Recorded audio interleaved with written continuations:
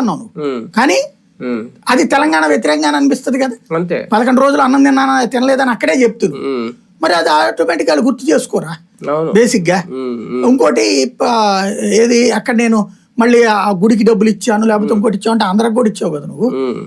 ప్రధానమంత్రి ఫండ్ కూడా ఇస్తావు కదా, వాళ్ళు కూడా ఇస్తారు ఆ నాయకులు కూడా.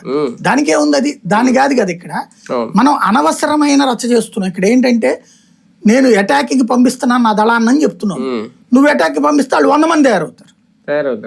ఒక్కటే గుర్తు, నువ్వు ఎవరితోనైనా పెట్టుకో, తెలంగాణ వాదితో తెలంగాణ ఉద్యమకారుడితో పెట్టుకోక.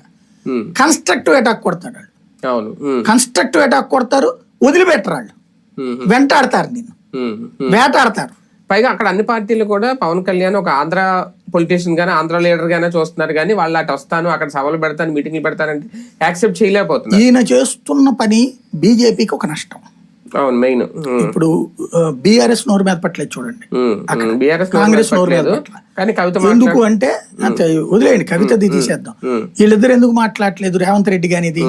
కానీ కాంగ్రెస్ లో ఏం చేశాడు, రేవంత్ రెడ్డి చంద్రబాబు గారి శిష్యుడిగా తెలుగుదేశం ఓట్లు రప్పించడం కోసం, అట్లాగే పవన్ కళ్యాణ్ ఓట్లు తన పార్టీకి రప్పించుకోవడం కోసం తన్నారు నోరు మీద పట్ల. కానీ అదే కాంగ్రెస్ పార్టీ తరఫున అదే రేవంత్ మంత్రివర్గంలో ఉన్నటువంటి పొన్నం అనిరుద్ధ్ రెడ్డి ఇద్దరు కూడా రేవంత్ కి సన్నిహితులే. అంటే రేవంత్ తెలుగుగా ఏం చేస్తున్నాడు, ఆంధ్ర వాళ్ళ ఓట్ల కోసం తను సైలెంట్ గా ఉంటాడు, వీళ్ళిద్దరి చేత అనిపిస్తాడు తెలంగాణ వాళ్ళ ఓట్ల కోసం. హైదరాబాద్ లో అది కాంగ్రెస్